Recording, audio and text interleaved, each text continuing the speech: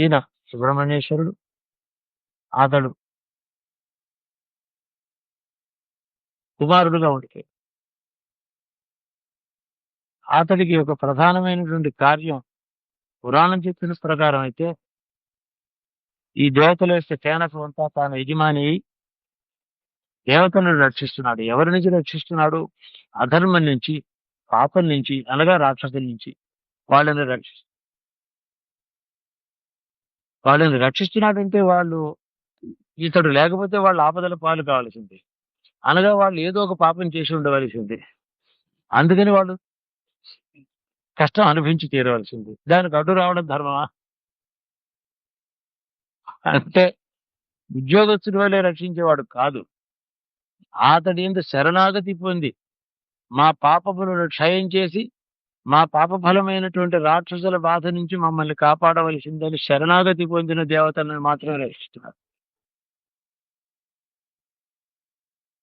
అలా అర్థం చేసుకునేటట్టయితే మనం అంతా అనేక జన్మల నుంచి చేసినటువంటి అవిద్యామూలకమైనటువంటి చేయడం చేయకపోవడం అనే 2 నేరాలు నిత్యం చేస్తున్నాం. చేయవలసింది చేయకపోవడం, చేయకూడదు చేయడం అనే 2 నేరములు చేస్తున్నాం. అందువల్ల మనందరినీ కూడా ఈ జీవుల్ని బాధ పెట్టేటటువంటిది మన కర్మఫలం ఒకటుంది. ఆ కర్మఫలం నీ సన్నిధికి వచ్చాం కాబట్టి మమ్మల్ని యాతుధానులు, రాక్షసులు అనే పేరుతో మన లోపల నుంచి పీడించే శక్తులున్నాయి. కర్మఫలాలున్నాయి. వాటిని నీ నాశనం చేసి రక్షించు.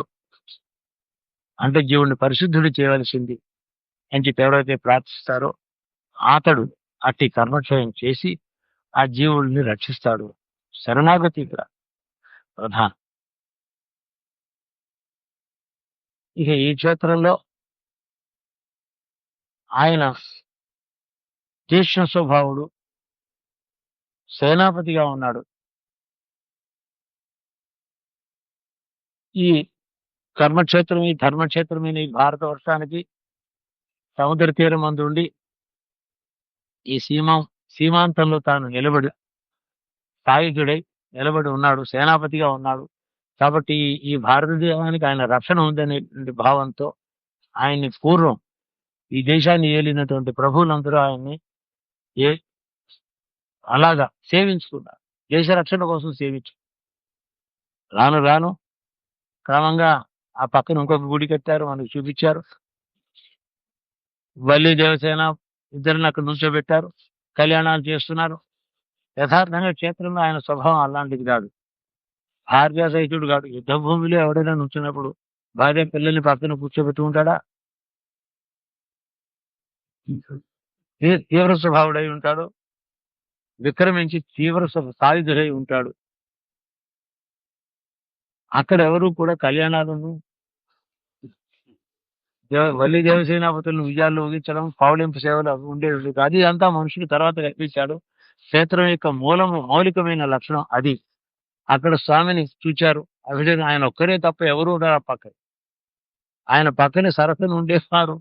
భార్య కాదు, ఈ త్రిమూర్తులు కాదు, ఎవ్వరూ ఉండరు అక్కడ. ఒకరే ఉంటాడు. ఆ కారణం చేత అది ఏకాకి, తీవ్ర స్వభావుడు, సేనాపతి, కర్మ క్షయం చేసేవాడు. శరణు అంటే కర్మ క్షయం చేస్తాడు. ఒక జీవుణ్ణి అంటినటువంటి కర్మను క్షయం చేయాలంటే సులభం కాదు. శరణాగతితో ఉంది అతడికి సులభం. అడగడం సులభం కాదు, ఇవ్వడం సులభం. అలా ఎవరైతే తీక్షణమైనటువంటి కోరికతో అతడి యొక్క ఏకాంతము, ఏకాగ్రత, తీక్ష్ణత్వము అదంతా భావన చేసి అతడి కర్మక్షేత్రమని అడిగినప్పుడు వాళ్ళకి ముక్తినిచ్చేటటువంటి వాడు.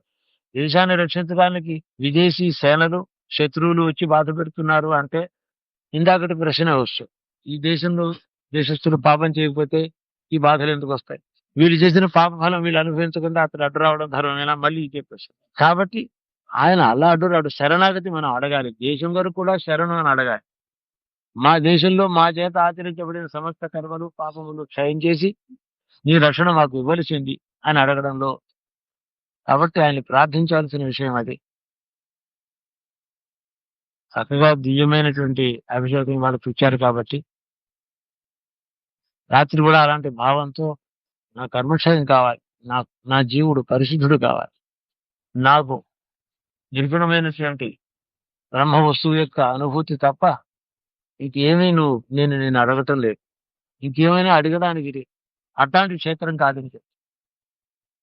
క్షేత్రం యొక్క స్వభావమే అది కాబట్టి ఏ క్షేత్రంలో ఏది అడగాలో అదే అడగడం సముచితం కాబట్టి ఆ భావనతో సమస్త కర్మక్షేమ కర్మ వాసనల యొక్క క్షయము నాకు ఈ జీవుడికి భవిష్యత్ అంటూ ఈ భూలోకంలో మనుష్య జన్మలలో ఉండకుండుగా నేటితో ఈ జీవయాత్ర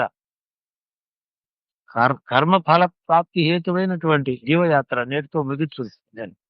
నిమిత్త మాత్రంగా ఈ శరీరం ధరించిన నాడు నీ యొక్క అనుభూతిలో నీ భక్తి అనుభూతిలో నేను సుఖపడి శాంతపడి పరశుతత్వం ముందు నేను లయం చెందుదును గాక అని అడగాలి.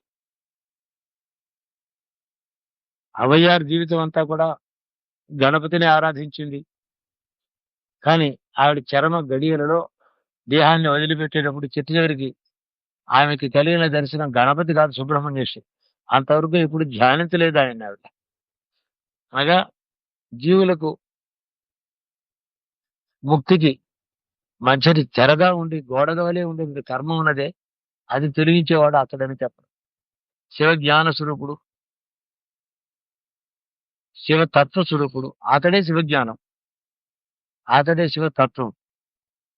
కాబట్టి ఆయన అవయారు కూడా దర్శనమిచ్చి ఆ కైలాసం అదిగో చూడు నువ్వు ఎలాగ భావన చేశావో కైలాసం ఎలా ఉంటుందని పాటలు పాడుకున్నావో అట్టి కైలాసాన్ని నీకు చూపిస్తున్నాను, నువ్వు ఇలాగే వెళ్ళు అని చెప్పి దేహాత్మ భావన ఉండగానే ఆవిడని తీసుకెళ్లి కైలాస ప్రాప్తినిచ్చాడు ఆయన. ఆడుకుంటూ చిలిపిగా నవ్వుతూ అల్లరి చేస్తున్నాడు అచ్చి తీసుకు. కాబట్టి అటువంటి మోక్ష ఫలాన్ని ఇచ్చేవాడు. అందుకని ఆయన ఫలం అంటారు దాన్ని. ఫలని నీవే ఫలం, ఫలం నీ అని చెప్పడం, ఫలని శబ్దం. అలాగా అక్కడ ఆయన తపస్సు చేస్తున్నాడు, ఇక్కడ రక్షకుడు. ఈ రక్షణకి అర్థం ఇలా తీసుకోండి. మన మీదకి ఇటు నుంచి అరేబియా సముద్రం నుంచి ఎవరు శత్రువులు లేకుండా ఈయన కాపాడుతున్నాడు అని అనుకోవద్దు. కాపాడుతాడు అల్లా అడిగితేను. మేము చేసిన పాపం క్షయం చేసి మాకు శత్రుబాధ లేకుండా మేము అడిగితే అలాగా రక్షిస్తాడు.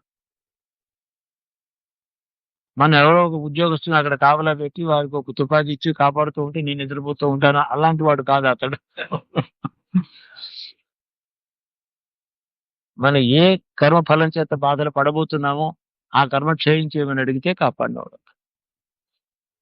జీవునికి కానీ దేశానికి కానీ పాపాలు చేసినటువంటి సంస్కృతి నాగరికతకు కానీ పరంపరాగతంగా ఉన్నటువంటి సాంప్రదాయాలలో కూడా ఎన్ని దోషములు వాటి ఎందుకు కానీ నిర్దోషంగా వాటిని నిర్దుష్టంగా తీర్చిదిద్ది రక్షించడం.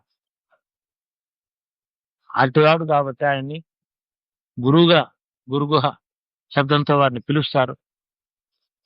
గురువు అంటే అంధకారాన్ని తొలగించేవాడని చెప్తాం కదా. ఈ క్షేత్రం యొక్క మహత్వ టూబీగా 2 మాసం చెప్పారు. సుబ్రహ్మణ్యం సుబ్రహ్మణ్యం సుబ్రహ్మణ్యో